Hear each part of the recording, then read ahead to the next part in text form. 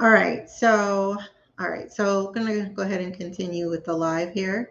So I'm going to go ahead and share my screen. We're working with to see if Umar Johnson was working with the feds, because I was talking about earlier on the last live before we got cut short is that Umar Johnson has a military background, and if one thing we know as members of the Black community is that we don't have a very good relationship, or a healthy relationship with between the military and the Black community, and the way that they've their posture towards us.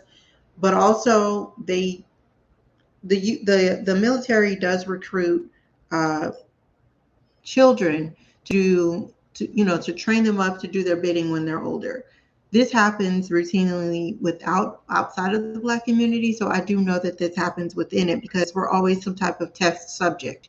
So this is why I'm asking the question: is Umar Johnson working with the feds? And I think it's a legitimate question. His girlfriend, that ex-girlfriend, Lene Stack, said that he had an FBI folder on his table. I think that should be looked into a little bit further. So I wanted to look at just that aspect of it, because let's look at um, this school here that he went to. So when you look at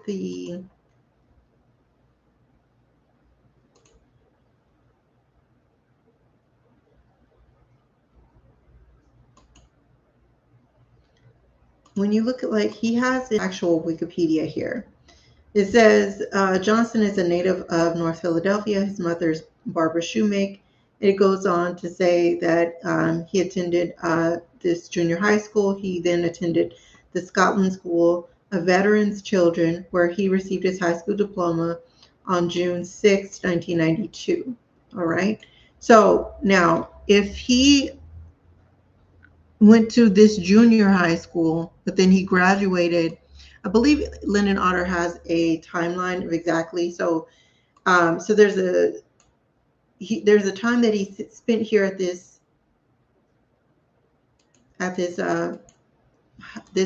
Scotland School for Veterans Children. It's a military school. Now, this military school, it's not really the one of the best military schools out there. This particular military school, this is basically the information that comes up. There's a PDF. If you can see here, it says Commonwealth of Pennsylvania, Department of, but this is for this particular school here. This report contains the result of a performance audit of the Scotland School of Veterans Children, part of the Department of Military and Veterans Affairs for the period of July 1st, 2003 and 2007. So this is just like a random audit that happened. Now, obviously, this is after Umar graduated this school, but I did want to take a look at the report here, mainly because this is just a random report, meaning this school has been operating this way that they found the school before this audit came. So they could have changed some things up, but I did want to kind of point out some things that I think are important. So for instance, right here, it says background information. Department of Military and Veterans Affairs, Bureau of Veterans Affairs, the objectives and methodology, audit findings, the student conduct and discipline. So this one they did good. It says Scotland School complied with established student conduct and discipline policies. Student admission, Scotland complied. But here, it says here, status of prior audit findings and recommendations. It says here specifically for this. It does say here, say that the physical safety of the students, faculty, and staff was placed in jeopardy due to malfunctioning fire detection and alarm systems. So that kind of just lets you know that they were not kind of like a safety driven type of a school. But this here, the criminal history and child abuse background checks, it says prior finding, Scotland officials did not conduct background checks in accordance with applicable requirements. That is concerning when you have a bunch of kids that are coming, from different types of backgrounds. They described this school as a school basically for orphans. This was what they kind of described this school as. And then here it says here, Scotland erroneously fails to recognize itself as a covered entity under HIPAA. That's so concerning, because now we just watched a video where Darthar Perry stated that the military probably got his information from his military medical file, and because of that, they used it to target him, to get him back him up in a corner, to use him as an informant against people in his own community. I feel like this school has been negligent for a long time. Now, there was no scandals that broke out at this school or anything like that, but I did want to point out that they do have looks like they have a lax policy when it comes to keeping their children's the backgrounds of people that are dealing with their children, and then also dealing with the medical records. They don't want to register themselves under anything, which is so interesting. That's just weird to me. But you see there, this is a military school, and this is how they're treating the children. The school was established by and operates a child between the ages of 8 and 18, the child of a custodial parent, grandparent, aunt, uncle, or legal guardian or sibling of an honorably discharged or deceased veteran living in the Commonwealth of 3 continuous years prior to submission of application. But they also refer to this school as a school for people who are orphans, like almost as if like this isn't like a prestigious school. When they're trying to describe it, they're kind of describing it like, well, we don't want anybody to say nothing, so we have this school here to put the undesirable people here. And I just don't like the way that they describe this school.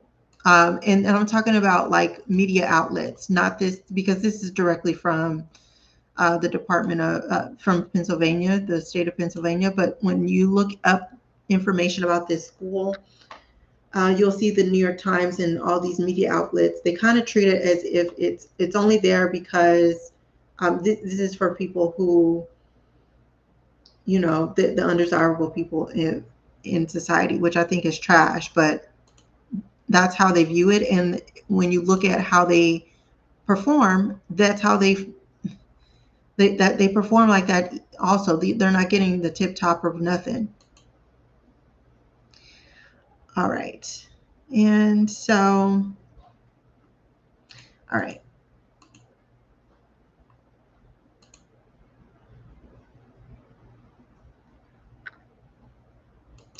I also wanted to look at just really quick how it really is like infiltration when it comes to Black people, how they'll send people on in as well. But we can look at this little short clip from Jonestown, which is, the People's Temple. Let's just take a quick little look here. Jim Jones, he would say, you'll die before you leave here. Fail to follow my advice, you'll be sorry. You'll be sorry.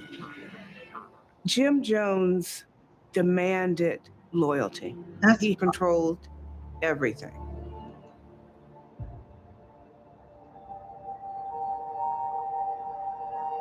Folks have really not done a good job of showing what was attractive about my father. I'm not here to protect his memory at all. But so what you see in the media about my father, one who didn't experience the temple, can't help but think, why would anybody follow that guy? Never had a chance. They had been victims of racism. They were victims of poverty. Jim Jones came along and offered them something. They trusted him. and they believed him, but he was a crazy son of a bitch. And he was willing to see them all die.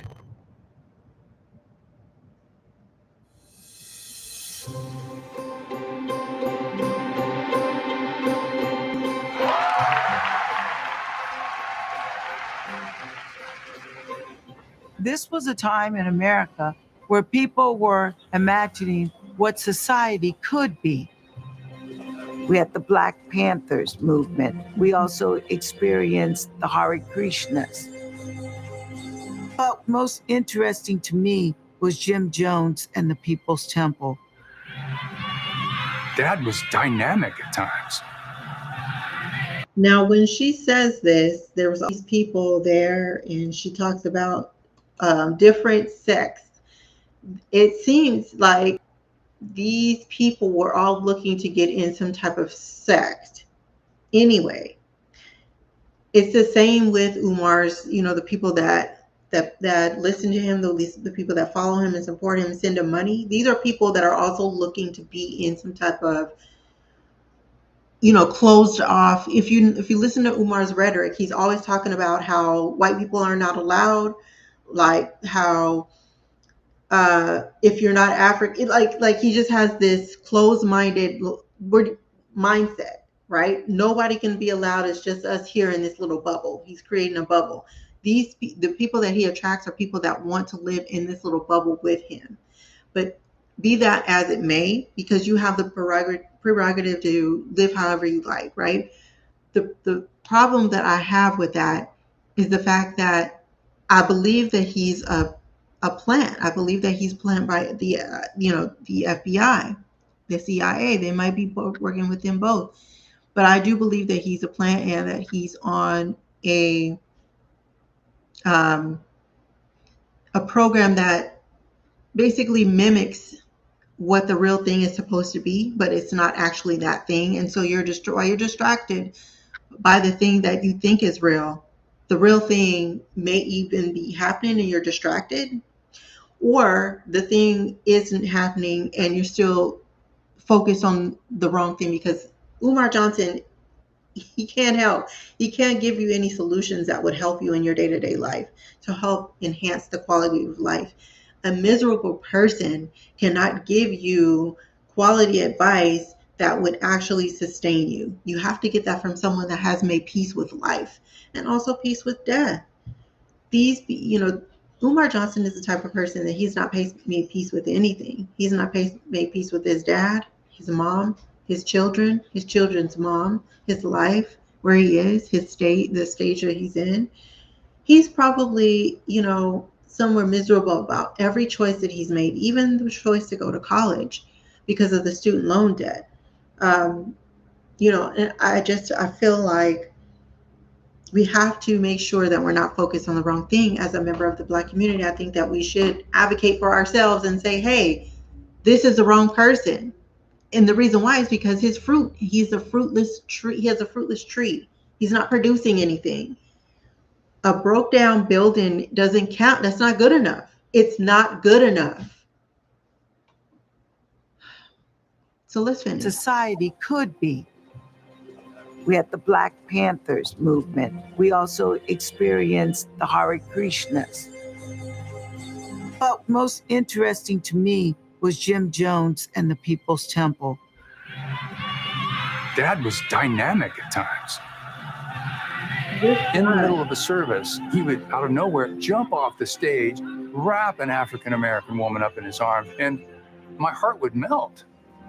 When I heard Jim Jones, he spoke about how much he respected the civil rights movement and how important it was that we continue to live out Dr. Martin Luther King's dream. So for me, it was excitement. Now will each of you give a very fond embrace to your neighbor.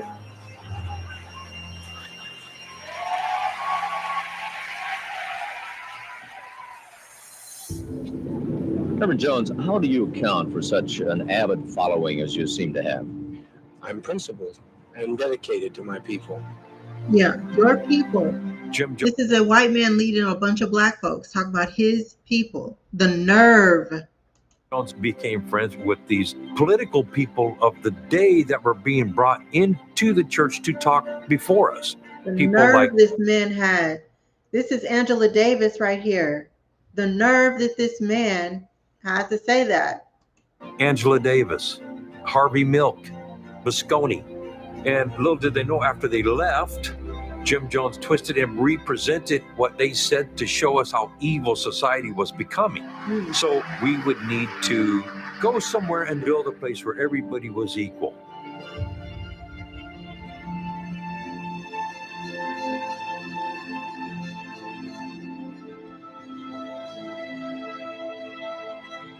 Three and a half miles back into the bush, we will be in Jonestown. This is the road leading us to there. No words could describe the peace, the beauty, the sense of accomplishment and responsibility and camaraderie that's here. I thought of it as a community that was being built that had the opportunity to become something that actually might be equivalent to a utopia, filled with good people. It was something that was absolutely amazing. This is absolutely bananas. The fact that when they got there, when you research what happened in Jonestown, they had those black people working like slaves when they got there. Black folks, and the white folks was not working. It was, oh my gosh. And it just seemed to me, it's like these leaders only want to do what these particular types of people get to do. They just want to be the slave master. But let's continue with this. But when Dad got there, it was a very different environment.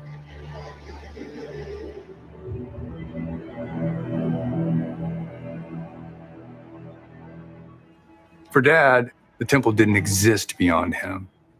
The world didn't exist beyond him. This is a wild viewpoint to have. The world didn't exist beyond you. That means that like you're a god. That's basically that's to me what that seems like. It's the ultimate addiction, I think, adulation. One of the first things Dad did when he got to Jonestown was to take people's passports away from them. If you wanted to go back stateside, you had to ask. They do that when you go to Dubai and make you a labor slave. A slave labor, that's what they do. They get you to Dubai or one of these countries and take your passport. And then you're stuck with paying, working to get yourself out of this debt. Ask his permission. Do you want to go home? Oh. Well, then be seated and shut your mouth and don't be in my face anymore. Yeah. Jim Jones worked diligently. Listen, I ain't gonna be able to do it. I ain't gonna be able to do it. But see, he got the people that were down on their luck, people that were looking for some type of bubble that they can be in, that they can escape. He was looking for the people that were looking for all these things. To break apart the family unit, everything you did was monitored. They're on my sight.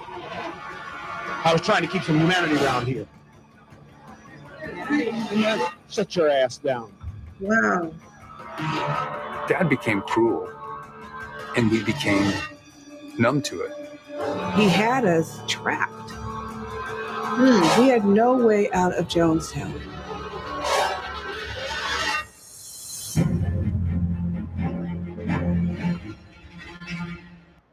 So now I want to show you this document here that I found. It says this is a sanitized copy approved for release. This is from Jonestown. Again, I'm paralleling how the CIA continuously infiltrates the Black community. The FBI continually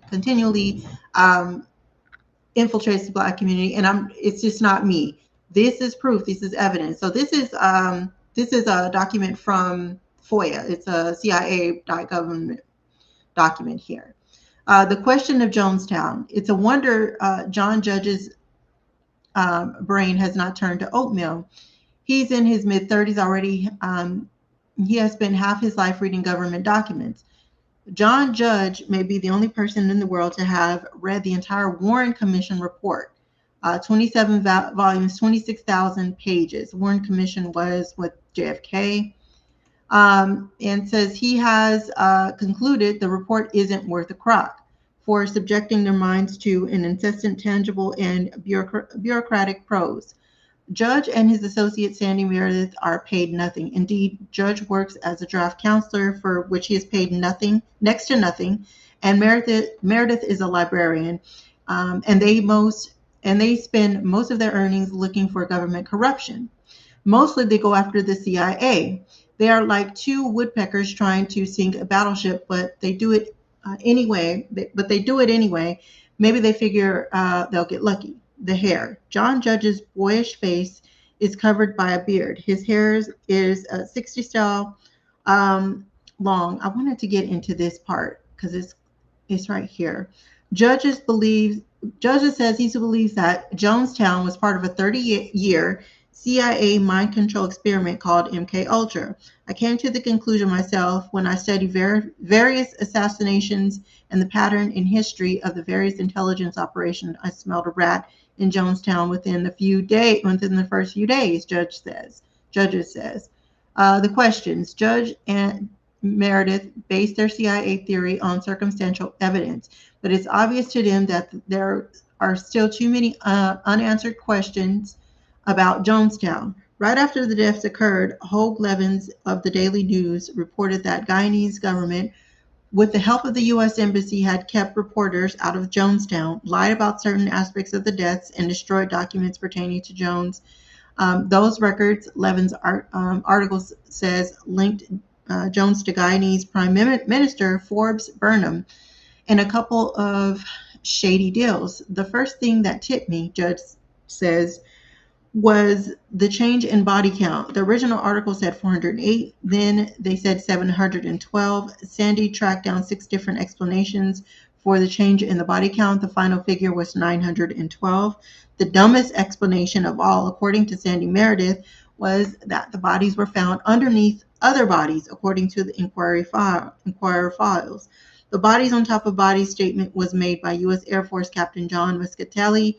The question Judge and Meredith asked is how 400 bodies, 100 of which were children, could cover 512 other bodies. And then so rounded up, it says, I think people were literally searched out and rounded up over a period of days and either killed at camp or killed in the woods and drugged back dead to the camp, Judge says. Judge and Meredith also point out that Jim Jones was a close friend of a government agent, now dead, and that Jones' religious empire blossomed in the early 60s after he returned from a stay in a region of Brazil where the agent happened to be stationed. That Dr. Leslie Mutu, Guyanese chief medical examiner, testified that 80 to 90% of the Jonestown victims did not commit suicide but were murdered. Stanley Clayton, a Jonestown cult member who escaped the carnage, told the Chicago Tribune the same thing in a copyrighted November 24, 1978 article. That Lawrence L. Layton, the father of Jim Jones, gun-toting Lieutenant Larry Layton, had worked with various government intelligence agencies on chemical warfare projects and possibly worked directly with the CIA on mind control experiments. All of which shows, Judge and Meredith say, that the full story of Jonestown has not yet been told. It does not prove, however, that Jonestown was a CIA mind control experiment. Judge and Meredith preserve, nevertheless, always searching for the one link that will put it all together. If their claims are accurate, their work is nearly impossible. Woodpeckers never sink battleships. So this is a document that the CIA has on file here about them actually working with Jonestown, them actually working with Jim Jones.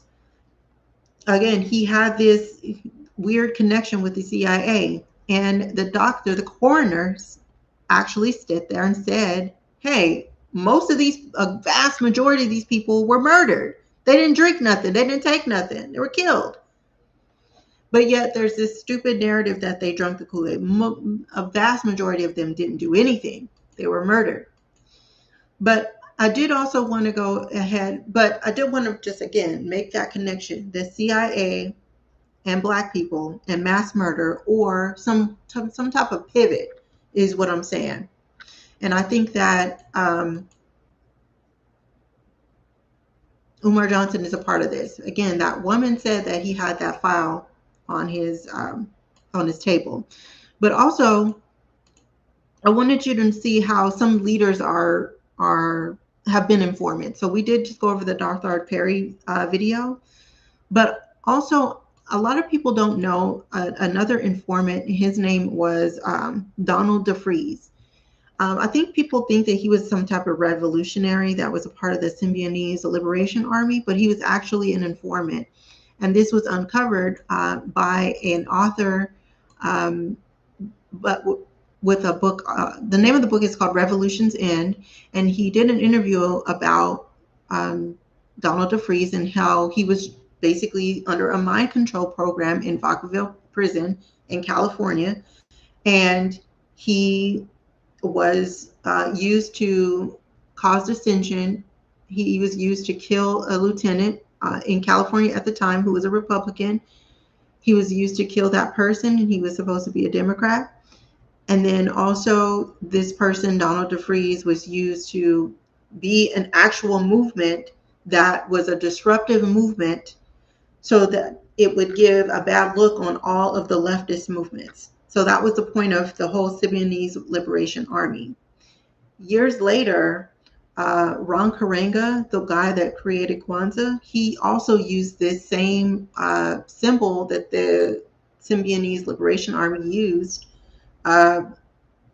when they created their organization. So you got two people using the same weird snake head. It's like this snake, it's this particular snake head.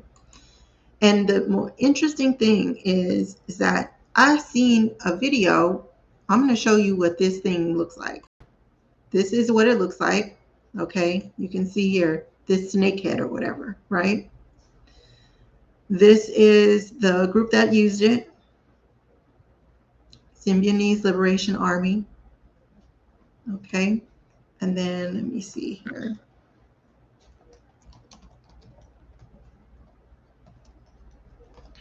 Let me see here. I think his movement is called, I forgot what it is, because I don't celebrate Kwanzaa just because of this dude.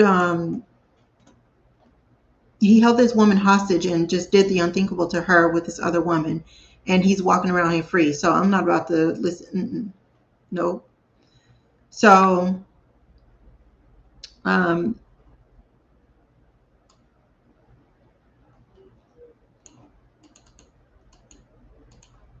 have a video. Let me get it. Give me 1 second.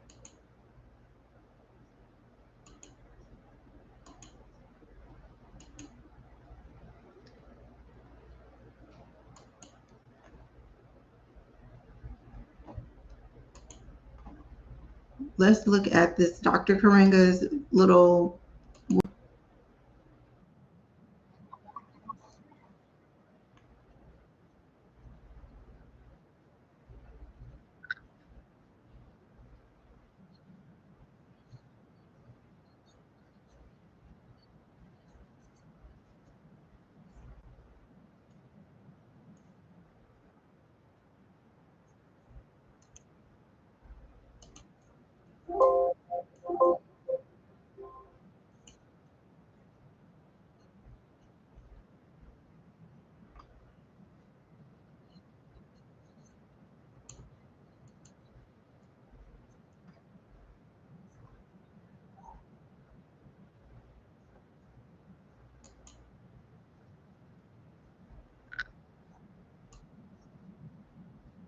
No, no, you're not.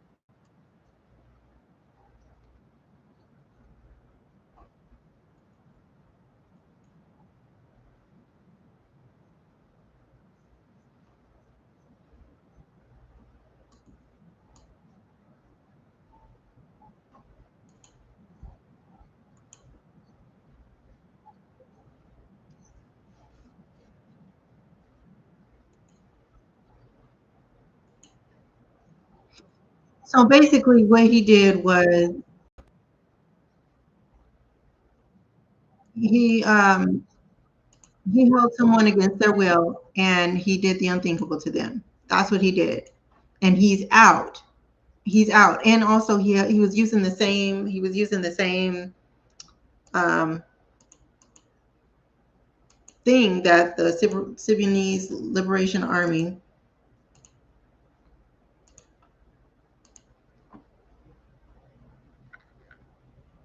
Yeah, and also